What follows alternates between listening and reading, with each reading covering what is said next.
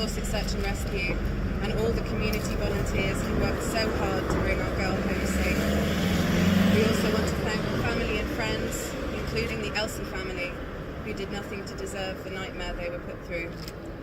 Our deepest thanks also to everyone supporting our search for justice for Gaia, our amazing legal team, our allies at the charities the Gemini Project, Inquest, Rape Crisis and the Centre for Women's Justice, who do vital work to make stories like Gaia's history. Finally, we thank the jury from the bottom of our hearts for their absolute best efforts to give justice to Gaia. It is a shocking indictment of the inquest system that before it even started, so much of Gaia's story was excluded, and then later the majority of evidence heard by the jury, including police failures in the search, was taken off the table for them to consider. We remain concerned that this was not the full and fearless investigation we were promised, and perhaps the single greatest opportunity missed. There are no words to express our grief.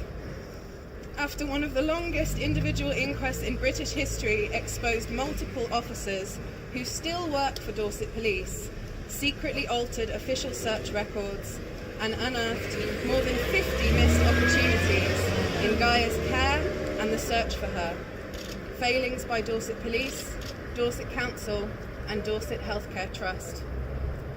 When we were dealing with these institutions, it never felt like they understood a precious human life was at stake. But when it comes to these services, lives are often at stake, and that makes these matters not just of private grief, but of public concern. A few missed opportunities may be human error. This many are not. This many can only be seen as the wreckage left by a perfect storm of unchecked misogyny and a decade of austerity cuts, which have brought our public services to their knees and been linked to over 100,000 preventable deaths in the UK over the last 10 years.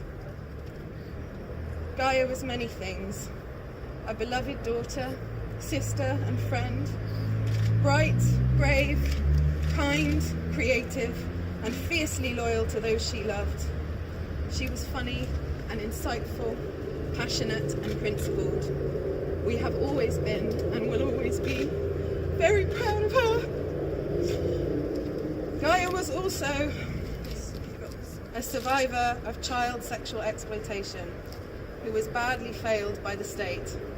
It is because so many are that her story speaks to people across the UK, a country where less than 1% of rape reports end in conviction, and there are over 10,000 survivors on the wait list for counselling. There has been a lot of talk about the complexity of Gaia's case, the complexity of her needs, but the truth is that Gaia's needs were not that complicated. They were basic. She needed to be treated with kindness, respect, and dignity. She needed professionals to take the time to listen to her and her family and each other. She needed trauma-informed support and advocacy as she pursued justice and tried to rebuild her life after rape. She needed to be protected, and she needed to be heard. This is not much to ask for, and if she had received it, we believe she would still be alive today. Gaia died 2 years after reporting the rape, and despite repeated mental health crises and hospitalizations, in that time she spent less than 30 days under the care of community mental health services. They dismissed her so-called delusions of sexual assault. We believe they covered it up when she was sexually harassed at St Anne's Hospital, and they repeatedly discharged her without a proper care plan. To quote the psychiatrist Dr. Jeffrey, who assessed Gaia in October 2017, they had to clear the decks. When just a fortnight later, Gaia received indecent images from a stranger on Facebook, she remained determined to report to the police because she felt a responsibility to protect others. The day she disappeared, she was meant to have an appointment with them, but they could find no record of it. Without the anonymous police whistleblower who spoke out about Gaia's calls that day, we wouldn't even know why she went missing. What made this crisis different from the ones that came before? The failings in the police search would take far too long to list, and because of their own delays, failures to act, and failures to record, there is a lot we may never know about what happened.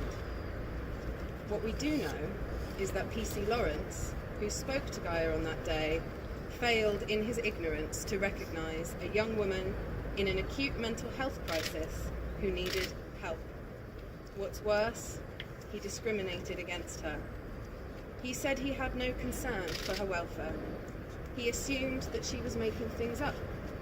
He told colleagues we were talking absolute rubbish and no more calls from the family should be transferred. And finally, shortly before she disappeared, he hung up on her.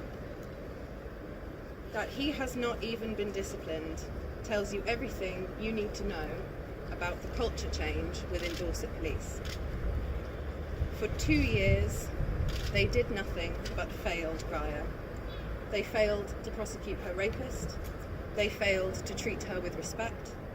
They failed, as did Dorset Healthcare, to take safeguarding action or offer support with continuing harassment from the known child sex offender she had reported for rape and threats to kill. Gaia's story epitomises all that is wrong with British policing and cuts to the heart of why public confidence has never been so low. This is not just Gaia's story. While the number of sex offences reported to Dorset Police has doubled in the past 10 years, charges have halved. And that is why, today, we are launching a campaign for Dorset Police to invest in a rape and serious sexual offences unit of officers who are trained to investigate properly and safeguard people like Gaia. She deserved better.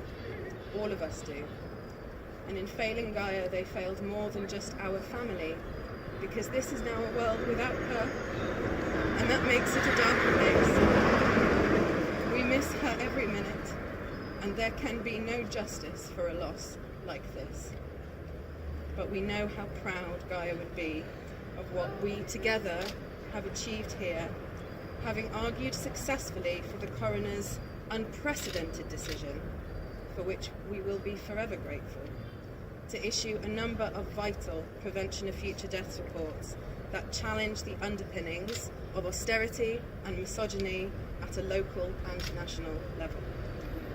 These include a report to the College of Policing about national training on epilepsy, post-traumatic stress, and supporting those with sexual trauma, a report to Dorset Healthcare Trust across several issues, including policies on how staff deal with sexual harassment, as well as communication with patients, families, and carers, and a report to the Secretary of State for Health and Social Care on resourcing and communication between epilepsy and mental health teams to improve holistic care.